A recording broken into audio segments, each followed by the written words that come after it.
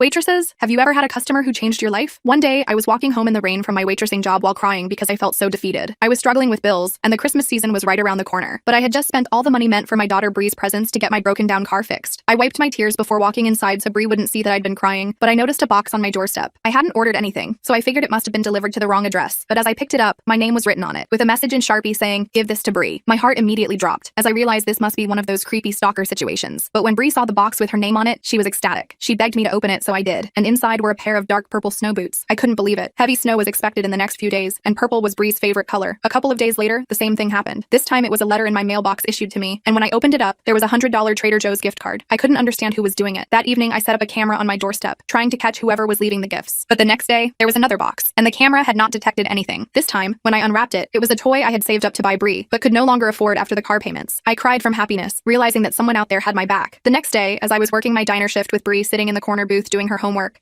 I noticed one of my regulars at the bar watching her closely. This man has been coming in every day, but he never said much. He would just drink his Virgin Shirleys in the corner while doing crossword puzzles. But this time, he was keeping a close eye on Bree, and I felt somewhat uneasy. He was there until we closed up, and once I saw him leave, I had a strong urge to follow him. I told Bree to be as quiet as possible, trying to make it a game, and once we got home, I saw him leaving a box on my doorstep. "Hey, sir," I yelled, stopping him in his tracks. "Have you been leaving gifts on my doorstep?" I asked. He looked down as he slowly nodded and said, "I have to tell you something important. Now you see, my parents passed away from a drunk driving incident a few years ago. It also just so happened to be the same day I called to let them know I was pregnant. So when I got a call from the cops telling me my parents had passed away just a few hours after giving them my news, my entire world came crumbling down. It wasn't until Bree was born that I felt less alone and had someone to live for. So when this man owned up and told me he was the guy who took their lives in the accident, I didn't know what to say. He told me he spent years in prison for it before being let out for good behavior, and once he was released, he opened up a business that grew to be extremely successful. But despite his success, he had still been living with guilt for taking the lives of my parents and wanted to help me. So when he found me working at the diner, he would listen to my conversations with my coworkers and slowly figure out what I needed. I was on the verge of breaking down, but right as I was about to, he gave me a tiny box and told me to open it. So I did, and inside was a set of keys. He pointed to the street corner to a car parked out front. "It's yours," he said with a smile.